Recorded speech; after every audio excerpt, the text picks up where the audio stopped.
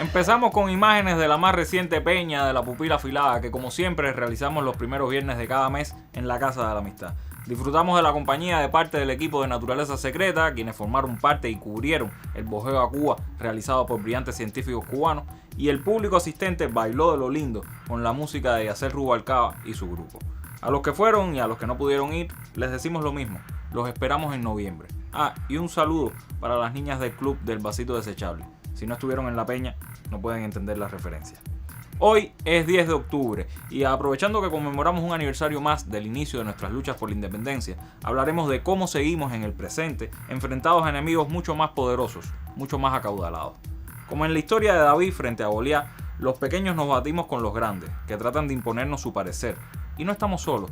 Otros pueblos del mundo, igual de difamados que nosotros, comparten esa agridulce suerte de batallar por la justicia frente a adversarios formidables. Esto es Con Filo, con el mismo filo de los mambises decimonónicos. Somos un espacio para mostrar con todos los matices las noticias, los hechos, las matrices de opinión que circulan en los medios y en las redes sobre la realidad cubana, o que de alguna manera nos afectan. Vamos a rasgar la costura de la manipulación mediática y adentrarnos en la arista filosa de los acontecimientos.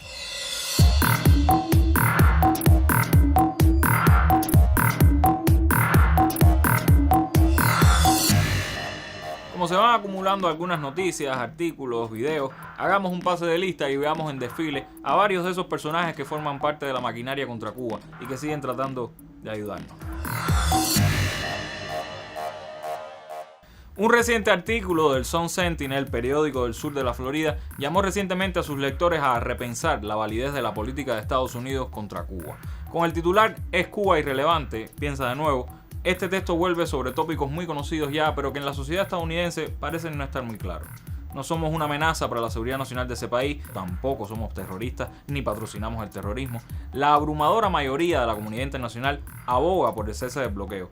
En el propio Congreso en Washington hay políticos que son partidarios, como mínimo, de retomar el enfoque Obama. El artículo del Sun Sentinel llama al gobierno de Biden y al Partido Demócrata en general a no seguir creyendo que van a ganar votos por ser duros con Cuba. Los republicanos y la ultraderecha tienen muy claro por quién votar, pero mientras haya a quien se le endulcen los oídos por la gratitud, no avanzaremos mucho en ese sentido. Yo no sabía que México tenía esa posibilidad de regalarle gasolina a Cuba. Y se sabe porque los Estados Unidos los agarraron y por eso ahora la canciller está diciendo que va a venderle esa gasolina al régimen castrista.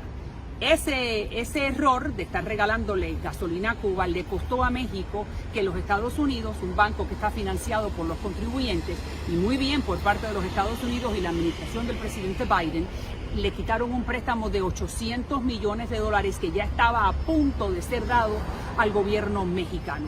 Se lo cancelaron. Quiero felicitar a la administración por haber tomado esa acción en contra de México.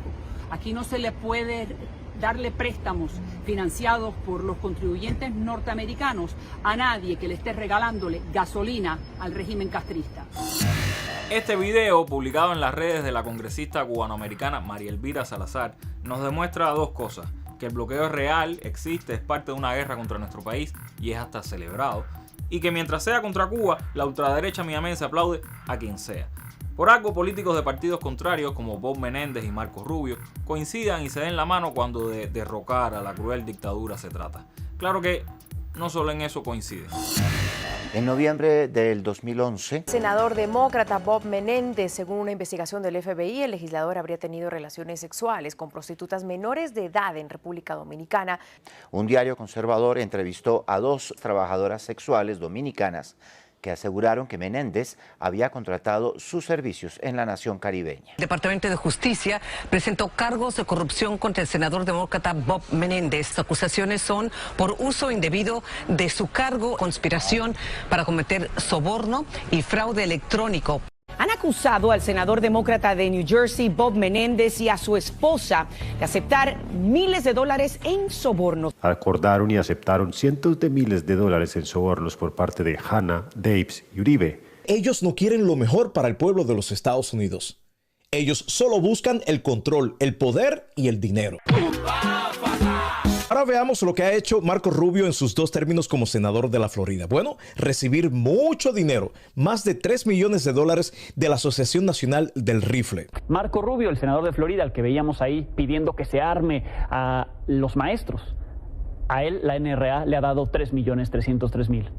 $3 millones a la carrera del republicano. Resulta que la campaña de esta señora, la campaña de Salazar, fue sancionada por la Comisión Federal de Elecciones por declarar $147.000 en contribuciones ilegales a su campaña. Ya ven, no solo es nuestro caro Bob Menéndez, caído en desgracia, quien tiene problemillas de índole legal y ética. La claque política del anticastrismo es corrupta hasta la médula.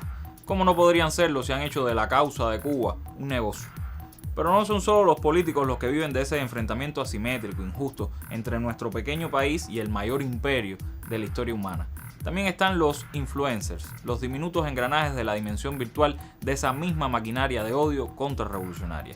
Del mismo modo en que María Elvira celebra una decisión contra un tercer país que sirva de escarmiento a otros para que nadie nos ayude, los odiadores digitales arremeten contra cualquiera que ponga, aunque sea una pizca de duda, sobre su narrativa satanizadora acerca de Cuba. Lo triste para ellos es que, del mismo modo en que Bob Menéndez va perdiendo rango, ellos van perdiendo músculo. Y más de un tiro les ha salido por la culata. ¿Acaso tú no sabes que en Cuba hay una dictadura, Sergio? En Cuba no hay una dictadura, la dictadura está en Miami. Mira. Yo sé que en Cuba hay apagones, yo sé que en Cuba hay problemas, yo sé que en Cuba hay miles de miserias, miles de cosas. Yo voy a Cuba, a mí se me da la luz y yo disfruto con los míos en Cuba. Mi vino es amargo, pero es mi vino. ¡Toma por la cara, Yeyo! ¿Tú no crees que cada vez que tú vas a Cuba y promueves un bar de Cuba, y promueves un negocio de Cuba, y promueves todas estas cosas de Cuba, no le estás queriendo decir al mundo que Cuba está bien y no pasa nada? Puede ser verdad, esos bares son particulares, son de gente que tienen aquí, son gente que están aquí, que tienen sus bares allá. Coño, pero ofrece, tú me vas a decir que los bares en Cuba son particulares, y cada vez que tú pones un negocio en Cuba, tú tienes que contar con la dictadura. Sé todo lo que está pasando allá, sé todas las cosas, pero nunca voy a dejar de querer a los que estuvieron conmigo en la José Luis Tassendi, que están viéndome ahí ahora. ¿Qué tú vas a hacer? ¿Qué tú vas a hacer?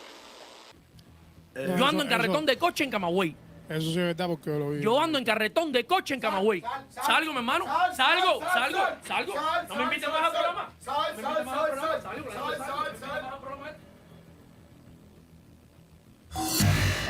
Pero como decíamos al principio, no solo somos los cubanos los que luchamos en condiciones muy adversas por nuestra autodeterminación, por nuestra soberanía. En el Medio Oriente hoy se produce una escalada violenta entre un estado colonizador y una comunidad histórica que se resiste a desaparecer. Del pueblo palestino y su más reciente capítulo de dolor y sangre nos habla Gabriela Fernández en La Mira. ¿Qué está pasando en el Medio Oriente? Si nos guiamos por los titulares de la gran mayoría de la prensa occidental, la respuesta sería: Palestina atacó a Israel, pero todo parece indicar que venían con problemas. Miles de años de conflicto y a los medios que se enteraron hace 3 días les tomó totalmente de sorpresa que el resultado de décadas de bombardeo, apartheid y ocupación de territorio contra la comunidad palestina desembocara en algún momento en el terreno ocupado por el protectorado yanqui del Medio Oriente. A quienes todavía no podemos asegurar que haya tomado de sorpresa el ataque es al propio Estado de Israel. Israel es un estado que pues está muy fondeado por Estados Unidos e intereses exteriores, entonces la simetría de poder entre Israel y Palestina es descomunal, y esto lo pueden ver en la gráfica que se está viendo en pantalla, en el número de muertes y víctimas que se ha dado en el conflicto desde el 2008 hasta acá. La cuestión es ¿por qué ahora? Dice que hay 3 hipótesis principales de por qué sucedió esto este fin de semana en específico, y él plantea, primero, la primera hipótesis es que fue una falla en el servicio de inteligencia de Israel. El segundo es un autosabotaje por parte de Netanyahu para generar conmoción y algún tipo de producir un espíritu reunificante y nacionalista dentro de Israel, entendiendo que, justo como platicábamos, que no todos los judíos son sionistas, y tercero, que sea un sabotaje por parte de la inteligencia israelí para desmoralizar a Netanyahu. Entonces, más allá de entenderlo simplemente como un conflicto, es que históricamente Palestina quiere venganza contra Israel, ¿no? O quiere recuperar, o quiere romper el gran campo que realmente hoy es la Franja de Gaza. No, pero es que aparte hay factores internos dentro de la propia estabilidad de la soberanía de Israel que producen las situaciones necesarias para que esto falle. Nuestra oposición como país es totalmente antibélica, pero cuando se lucha en desigualdad, ser imparcial se parece mucho a estar del lado del poder. El pueblo palestino ha mostrado una resistencia heroica ante las constantes violaciones a sus derechos, la usurpación de territorios y los crímenes de guerra que ahora se recrudecen con el beneplácito de los poderosos y la prensa hegemónica a la que muy poquitas veces le interesó que hace mucho más de 4 días que en ese territorio muere gente. Fuerza Palestina y nos vemos en la mira.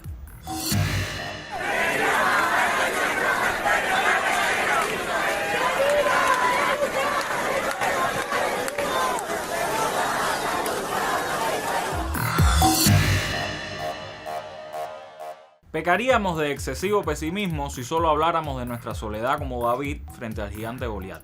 Sí, nos bastamos con nuestra onda, pero no es menos cierto que, como con el pueblo palestino, la causa de Cuba no solo levanta bajas pasiones, sino también provoca en otros sentimientos de empatía y solidaridad. Con esa nota queremos ir cerrando hoy y le agradecemos a Marco Papachi de la Asociación de Amistad Italia-Cuba que nos haya hecho llegar un video suyo en exclusiva para Confilo. Saludos. La Asociación Nacional de Amistad Italia-Cuba representa la organización italiana más importante de solidaridad con Cuba, nacida hace 62 años y nunca ha dejado de apoyar a la revolución cubana, tanto desde el punto de vista político, apoyando las razones de Cuba, que desde el punto de vista material. A lo largo de los años hemos recaudado fondos y enviado material por valores de millones de dólares, colaborando con las instituciones y ministerios de la isla en proyectos y campaña política. En este momento estamos recopilando firmas para sacar a Cuba de la lista de países patrocinadores del terrorismo. También estamos denunciando el terrorismo contra Cuba y la campaña mediática en contra de la isla, y en particular con la presentación del documental del periodista Hernando Calvo Espina, La fábrica del odio, en varias ciudades italianas. Desde el punto de vista de la solidaridad y la cooperación, estamos financiando un proyecto en el marco de la salud cubana para la investigación de la vacuna contra el dengue en colaboración con Médico Europa y con el Centro de Ingeniería Genética y Biotecnología. Nuestro compromiso es prever la liquidación financiera del importe adquirido por los responsables del proyecto, lo que ya ocurrió recientemente con la primera carga de materiales y equipo. Por este compromiso hemos lanzado una campaña de recaudación fondos que actualmente nos permite aportar junto con Médico Europa más de 40.000 euros. Nuestra lucha junto a Cuba y nuestro apoyo solidario, siempre vivos y orgullosos y incondicionales, porque creemos que la revolución cubana representa un acto de dignidad e independencia al que todos los pueblos del mundo deben esforzarse. Muchas gracias. Como Céspedes en el 68, hace más de siglo y medio, y luego Martí, Guitera, Fidel, seguimos pensando que la revolución es el camino. No importa cuántos enemigos orgánicos o pagados se nos atraviesen, seguimos teniendo la misma fe en el mejoramiento humano y en la utilidad de la virtud. Seguimos teniendo la convicción de que no hay fuerza en el mundo capaz de aplastar la fuerza de la verdad y de las ideas, aunque para ello desafiemos poderosos intereses dentro y fuera del ámbito social y nacional. Y sí, en ese camino existieron, existen y existirán errores propios, injusticias, como las que se cometieran contra el propio Céspedes, padre de la patria, abandonado a su suerte en San Lorenzo. Pero estamos convencidos de que esos errores palidecen ante la portentosa luz de lo logrado. No vivimos en una urna de cristal, hacemos las colas interminables en los cajeros, montamos las atestadas guaguas, intentamos adivinar las horas que le restan un apagón. Pero seguimos luchando, ese es nuestro credo, no rendirnos, no dejar que gane Goliat, porque en ese caso saldríamos perdiendo todos. Síganos en nuestras redes sociales, pasamos de 20.000 seguidores en Facebook y de 10.000 en Telegram y YouTube, pero si ustedes nos dan like, comparten el contenido, invitan a sus amigos, nos ayudarán a llegar a otras audiencias. Y eso va a poner muy furiosos a los odiadores. Recuerden que regresamos el jueves, justo antes.